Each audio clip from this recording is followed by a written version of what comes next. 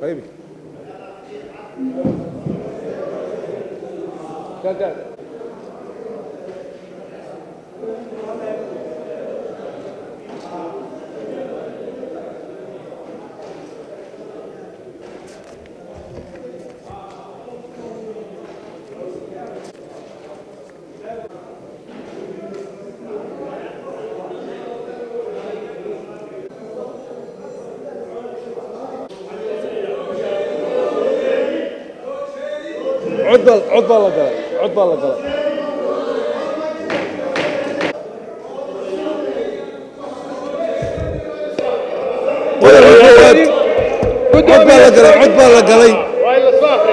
عد بالله قلي waxaynu galaynaa codayn baynu galaynaa mudanayaal cod geli guddoomiye in loo codeeyo iyo in la soo akhriyo gudoomiyaha afduubiya maariyaana gudoomiyaha afduubka ka daaya war waa cod weeyaan waa cod maaha xeer laga doodayo waa cod gudoomiye xeerka waa ti laga dooday waxbaa lagu soo qorqoray hal maalin soo akhrido soo jeedintu waa intaa keliya afduubi kartid xeerkan wuu baxayaa waa sax waa la ansixinayaa xeerkan hal maalin soo akhrido xildhibaan cabdicasiis بسم الله الرحمن الرحيم حسين إبراهيم فريسو أنا سلقيسنو مدنيال ودان دي كجرتان ugu soo shaxaynay qodob qodobna waynu akhreynaa ka didana waa ku dilaysaa odayaha islaamina baarlamaanka ma afduumi kartid waxa weey 2018 والله خيا مريا كم حدث كم عايز بتشوشينيو هذا البوس غير كقوات الله عليه قدامي بس بدك كلمه ثلاث وانا بتشوشينيو عم تشوشينيو والله سكتي بس ايوه والله يبدر انت ايوه والله تقول فارح مدني فارح عبد الله بتشوشينيو هذا البوس مدني والله يبدر انت حلوة فارح تقيته والله قد هاو شوي وانا دحي وريان برلمان كوريا وامحي والله صاخري دي هالمالي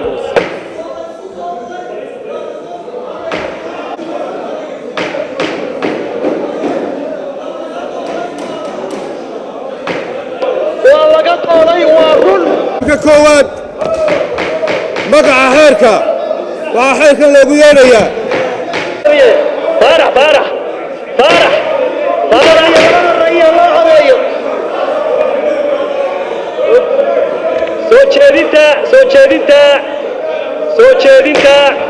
soo jeedinta cod baynu gelinaynaa xildhibaan farax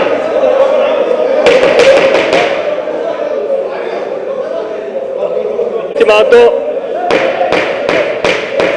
aan isdhegaysano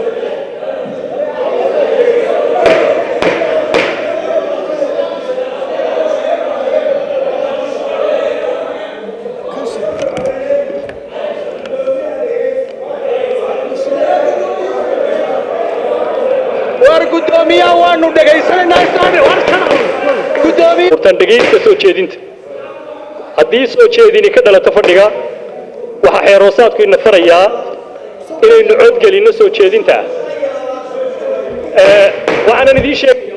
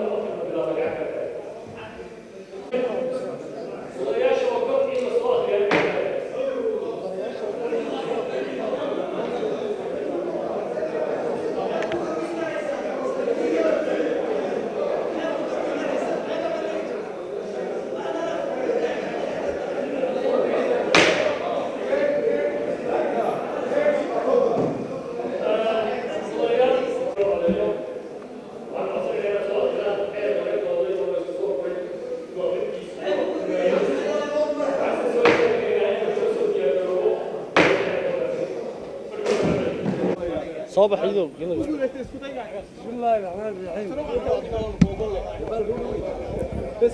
xeerka doorashada qaranka ee hor yaalla golaha wakiilada waa xeer xasaasi ah oo laba doorasho isa saaran ay maxaan ku dhahaa ay gelayaan golayaasha deegaanka iyo golaha wakiilada oo mar la wada qabanayo 21 degmo doorasho waa doorasho ka dhacaysa oo culayskeeda leh u baahan xeerkeeda in maxaan ku lahaa la dhammaystiro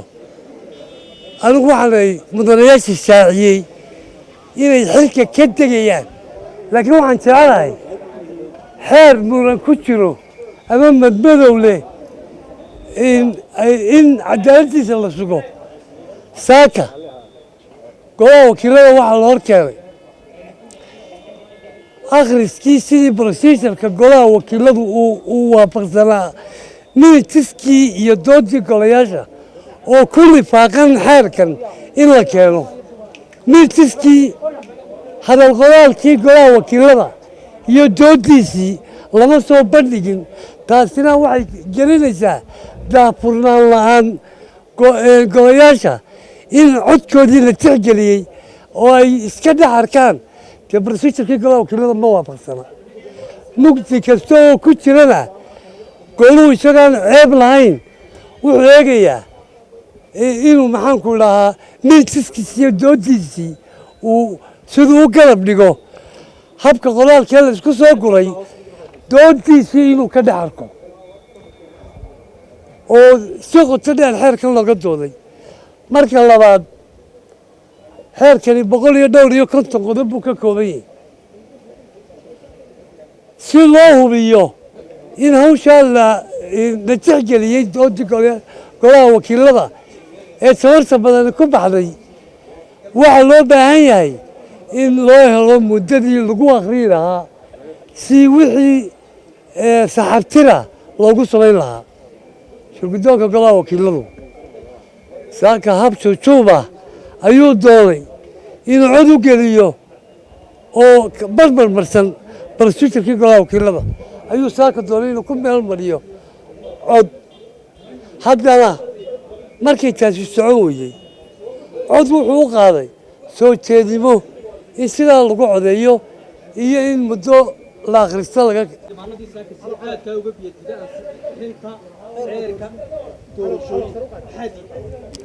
بسم الله الرحمن الرحيم الحمد لله رب العالمين wax kale aniga dhibaato kale ma jirin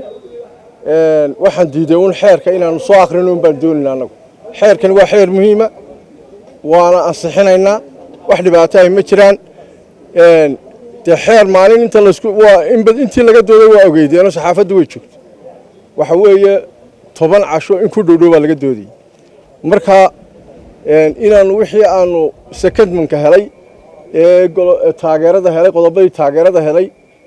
aanu doonaynaa wax ka bedelo inay ku jiraan un baanu doonaynaa inaan hubinno wax kale oo dhibaato ay ma jiraan xeerkan waa xeer muhiim ah waana xeerka doorashooyinka lagu maamulayo dhammaantoodba marka in la ansixiyo waa waajib laakiin in la hubiyo oo aanu khaladaad yeelan un baanu doonaynaa iyo wixii aanu awalba salugnay in meesha laga saaro marka tii bay yidhaahdeen dee maxay ahaytoy maantaynu ansixinaynaado waxa weeye maantaana loo qaybiyey hal qodob xitaa maanaan eegin qodob baana lagu ansixinayaa buu yidhi laakiin qodobka had iyo goor way isku qaadaan oo intay yidhahdaan qodobka koowaad ilaa ka 10aad ama ka 5aad ilaa ka 8aad bay yidhaahdaan taasina dee wax lagaga bogan karo maaha haddii maanta qodob loo akhriyo oo farfarqad loo akhriyona yaa xitaa dhowr casho soconaya markay sidaa tahay annagu waxaanu soo jeedin in maxay tahay xeerkan la soo akhriyo laga soo bogto dabeedna la ansixiyo tii un baa shirguddoonku diiday tii un baa maxay tahay laakiin markii dambe maxay ahayd dee golihii uu diiday dee guddoomiye waa kii cod u qaaday inkastoo annagu aanu jeclayn inaanu codba u qaadine sidii dhici jirtay inuu yahay soo akhriya yaa haddana hadda dee codkuun baa lagu kala baxayoo annagu sidaanu doonaynay bay dee u dhacday marka waa soo akhriyaynaa dhibaato kalena ma jirto maya laakiin waa kaliifo waa saargareynaynu ka soo bogan iyadoo xildhibaanna ka maqan yihiin siday suurtagal ku tahay in codkaa la geliyo amba weji noocee yeelan kartaa guud ahaan baarlamaanka haddii kuwaasu maqan yihiin kooram kuwaa buuxaa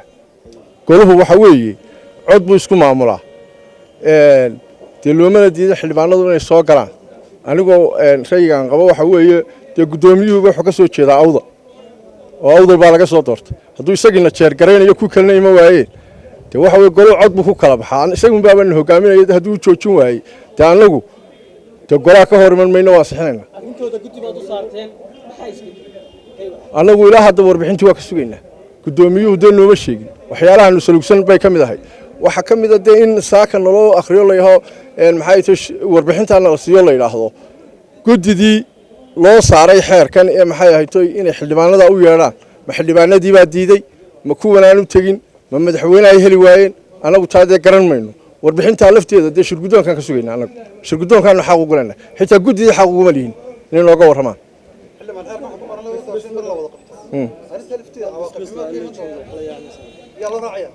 taasi waa arrin kale weeyo doorashada halkan in la wada qabto iyo in la kala qaado xeerku midna xusi maayo waana la wada qaban karaa lamana gaarna waa loo kala qaban karaa dee duruufta iyo bawaayihun baa loo eegi doonaa baylata